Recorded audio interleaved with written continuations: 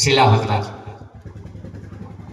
আমি বড়দের প্রণাম ও ছোটদের ভালোবাসা নিয়ে কিছু বলছি। আমি তো সুবক্তা নই, সেভাবে কিছু বলতে পারবো না, কিন্তু মমতাদির প্রকল্প সম্বন্ধে আমি কিছু বলতে পারবো।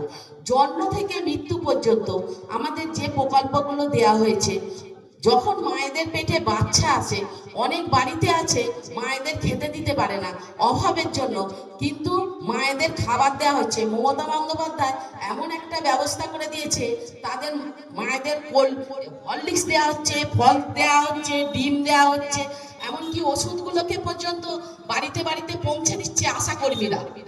তারপরে বাচ্চা হলে সেই বাচ্চার পর্যন্ত খাবারও দেয়া হচ্ছে। তারপরে বাচ্চাটা যখন একটু বড় হয়ে স্কুলে যাচ্ছে, তাকেও কিন্তু চিন্তা করতে হচ্ছে না, সেখানে গিয়ে সে মিড ডে মিলের খাবার পাচ্ছে, স্কুলে ব্যাগ পাচ্ছে, জুতো পাচ্ছে, জামা পাচ্ছে, যেটা আমরা কিন্তু ছোটবেলায় পাইনি।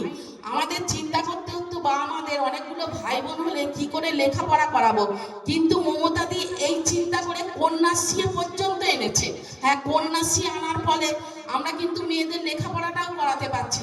আমাদের আর মেয়েদের ছোটবেলায় বিয়ে দিয়ে দিতে হচ্ছে না, তারা লেখাপড়া করতে পারছে। কিন্তু মমতা ব্যানার্জির এই কন্যাশ্রী প্রকল্পের জন্যই মেয়েরা লেখাপড়া করতে পারছে। তারপরে আছে রূপশ্রী। আগে মেয়েদের ছোটবেলায় বিয়ে দিয়ে দিতে হতো, তার ফলে মেয়েরা কিন্তু অনেক সময় অসময়ে মারা যেত। কিন্তু রূপশ্রী আসার ফলে 18 বছরের নিচে কোনো মেয়ের আর বিয়ে হয় না। এর মধ্যেও কিন্তু একটা বিজ্ঞানসম্মত চলে আসছে, 18 বছর পরেই মেয়েটার বিয়ে হচ্ছে, তারপরে সে রূপশ্রী পাচ্ছে। রূপশ্রীর 25,000 টাকাটা কিন্তু কম নয়, এর মধ্যে কিন্তু একটা বিয়ে হয়ে যেতে পারে, বিলাসিতা না করলে কিন্তু ওই মেয়েটার বিয়েও হয়ে যেতে পারে। তারপরে আমাদের মেয়েদের হাতে কোনো টাকা থাকতো না, কারণ স্বামীর উপার্জন হয়তো বেশি ছিল না, সেটা মাথায় রেখে লক্ষ্মীর ভান্ডার।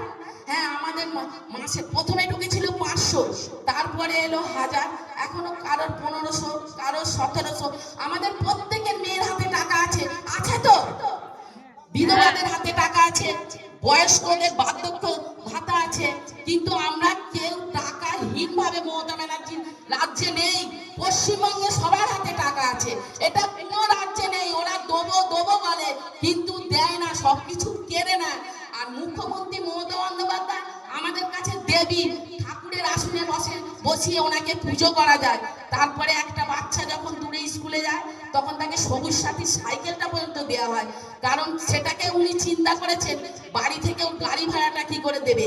তাকে যদি একটা সাইকেল দেওয়া হয়, সে সাইকেলে চড়ে অনেক দূরে স্কুলে পর্যন্ত যেতে পারবে, সেখানে লেখাপড়া করতে পারবে। এইভাবে আমাদের প্রত্যেকের কথা চিন্তা করে কিছু না কিছু প্রকল্প তো দিয়েই গেছে। আর এখন যারা চাকরি পাচ্ছে না, তাদের কিন্তু 1,500 টাকা 1,500 টাকা করে দেয়া হচ্ছে। হ্যাঁ, প্রত্যেককে 1,500 টাকা করে দেয়া হচ্ছে কাদের? যারা মাধ্যমিক পাস করছে। কেউ 9-এ উঠে ছেড়ে দেবে না, সে চেষ্টা করবে মাধ্যমিকটা পাস করার। এর ফলে তার কি হবে? লেখাপড়াটাও তৈরি হচ্ছে। কেউ মাধ্যমিক আগে ছেড়ে দিত, না 9-এ পড়ে ছেড়ে দেবো, 8-এ পড়ে ছেড়ে দেবো, কিন্তু এই যে বেকার ভাতাটা এলো, কেউ কিন্তু ছাড়বে না, সে কিন্তু মাধ্যমিকটা পাস করবে। এরপরে ফলে কিন্তু তার লেখাপড়াটা হচ্ছে। এইগুলো কিন্তু কোনো পার্টি দেখবে না, সিপিএম দেখবে না, কংগ্রেস দেখবে না, বিজেপি তো দেখবেই না। ওরা তো পরিযায়ী পাখি, কিছু আসে ঠোকরাতে আর কিছু নিয়ে চলে যেতে আসে, ওদের কথা আমি বলি না। ওরা এখন শুধু চারিদিকে শুধু পতাকা মারছে, না কি করছে না ওদের প্রচার করছে। এইভাবে প্রচার হয়, কাজ দেখিয়ে প্রচার করে যে কিছু কাজ করেছিস। কোথায় ছিলিস আমফানে? কোথায় ছিলিস করোনার সময়?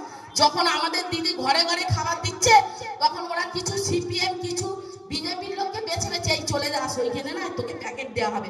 ওই আমাদের বেলাতে কোনো পার্টি দেখা হয়নি, প্রত্যেককে দেওয়া হয়েছে তাদের ঘরে ঘরে খাবার। তাহলে কারা ভোট পাবে? আমরা তৃণমূল ভোট পাবো না, আমরা মমতাদির হাত শক্ত করবো না, আমরা বিজেপিকে দেখবো না সিপিএম কে দেখবো। আমি তো মনে করি সিপিএম বিরিয়ানির হাড়িতে চলে গেছে। এখন গ্যাসের দাম অনেক হয়েছে বলে কিছু উড়েছে, লাল লাল কিছু পতাকা এদিক ওদিক দেখতে পাওয়া যাচ্ছে। আগে কিন্তু কিছুই দেখতে পাওয়া যাচ্ছিল না, সব বিরিয়ানির হাড়িতে চলে গিয়েছিল। আরে বিজেপির কথা তো কিছুই বলবো না, বললে যেন গাটা ঘিনঘিন করে। সব কটার চরিত্র নেই, সব কটা চরিত্র সব নিতে আসছে আমাদের এখানে। আর আমি বেশি কিছু বলবো না, আমি এই বলেই শেষ করছি। আর অনেক রাত্রি হয়ে গেছে, আমাদের দিদি কিছু বলবেন। নমস্কার। জয় বাংলা। হ্যাঁ, বনশিলার কথায় মানে